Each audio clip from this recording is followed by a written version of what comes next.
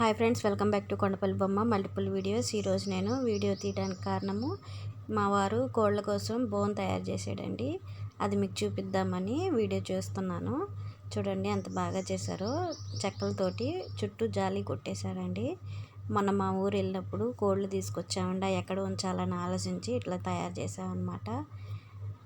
చూడండి ఎంత బాగుందో. వెడల్పుగా కోళ్ళు రెక్కలాడించుకోవడానికి కూడా, విశాలంగా తిరగడానికి కూడా బాగుంటుందన్నమాట. ఒక మనిషి పట్టే అంత గ్యాప్ ఉంచాము. చుట్టూ జాలి కొట్టేశారు.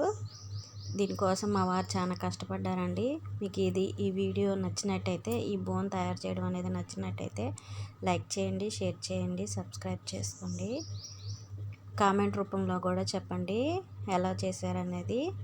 మాకు తెలిసినంతగా మాకు అంత ఐడియా లేదండి, కానీ తయారు చేశాడు మా వారు.